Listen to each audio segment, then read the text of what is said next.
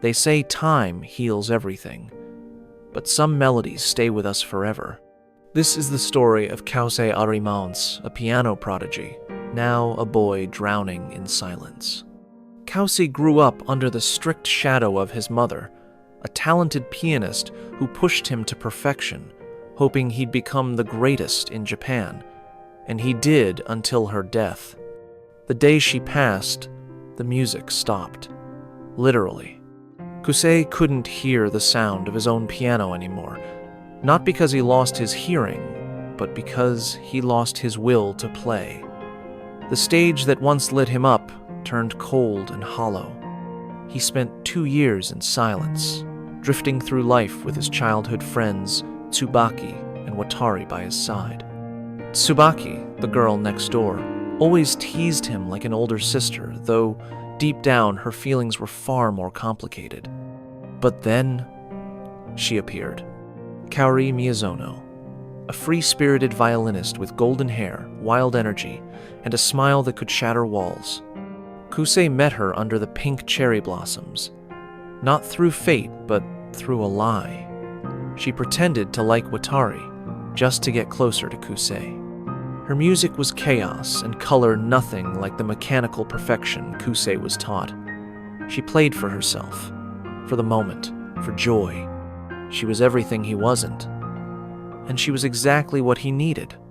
Kaori pushed him back to the stage, forced him to play, but the moment he touched the piano again, the trauma hit like a wave. His mother's voice, her strict gaze, the pain, the silence. But Kaori didn't back down. She screamed at him, cried with him, made him feel things he buried long ago.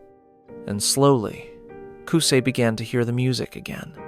Not perfectly, not like before, but emotionally, raw, real. He played not for approval, not for trophies, but for her. Together, their performances were storms of passion and broken rhythm, a battle between restraint and release. Kousei followed her tempo, her madness, and began discovering his own soul in every note. But just as he was coming back to life, Kaori began to fade. She collapsed. The hospital visit started. She smiled through it all, lied through it all. "It's just anemia," she'd say. But everyone knew. Kaori was dying. And as she withered, Kousei grew stronger. Her fire became his light, her smile, his anchor. She taught him that music wasn't just notesit, was emotion, memory, life itself.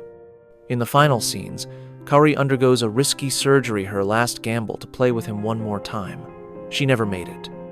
After her death, Kousei receives a letter. Her final confession.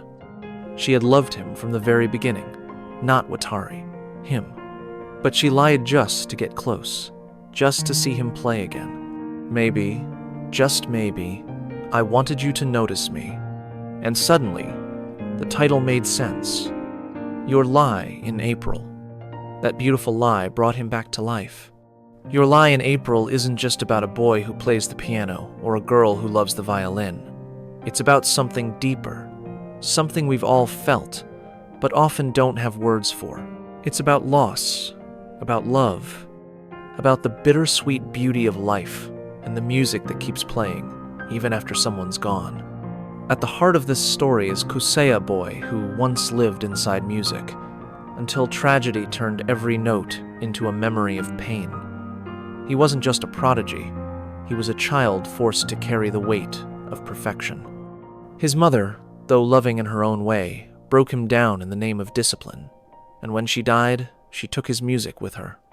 Kousei became colorless, stuck in silence, haunted by every keystroke. But then came Kaori. Like the first breeze of spring after a long winter, she crashed into his world. Loud, wild, unpredictable. She wasn't like anyone else. She didn't follow the notes she danced with them. She didn't just play music, she lived it. And through her, Kousei began to breathe again, to feel again. But what makes this story unforgettable isn't just their chemistry. It's the tragedy hiding behind Kaori's smile. From the beginning, she knew. She knew her time was limited. She knew she might not get a second spring. But she smiled anyway. She laughed louder, played harder. She didn't waste time asking why. Instead, she chose to make the most of every second. Her lie? That she loved someone else? It wasn't meant to deceive. It was meant to protect.